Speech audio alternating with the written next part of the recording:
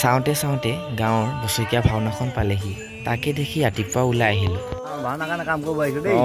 গাঁৱৰ বছৰেকীয়া ভাওনা বুলি ক'লে আমাৰ গাঁৱৰ ৰাইজ কেতিয়াও পিছ পৰি নাথাকে। সকলোৱে ওলাই আহি কামে কামে লাগি যায়। আমি সকলো ওলাই আহিলোঁ পাত কাটিবৰ বাবে। কলপাত কটাৰ উপৰিও কলগছ মুখ্য দ্বাৰত ব্যৱহাৰ কৰা হয়। সেইবাবে কেইজোপামান কলগছো কাটি লৈছোঁ। কলপাত আৰু কলগছ কাটি আমি গাঁৱৰ দিশে আহি থাকোঁতে আকৌ ক'লে লগতে কুঁহিয়াও লৈ আহিব লাগে। সেইটো কথাকে লক্ষ্য ৰাখি আমি কুঁহিয়াও লগত লৈ আহিলোঁ। কলপাত, কলগছ, কুঁহিয়া সকলো লৈ হৈছিল, কিন্তু নাহৰ পাতটো থাকি গৈছিল। তাকে দেখি নাহৰ পাতটো লৈ ল'লোঁ। খন্তেকমানৰ পাছতে গাঁৱত উপস্থিত হ'লোহি। গাঁৱত আহি দেখোঁ যে সকলো কাম প্ৰায় সম্পূৰ্ণ হ'লেই। ভাওনা স্থানৰ পৰা আমি সকলো পালোহি ড্ৰেছ চাবলৈ বাবে।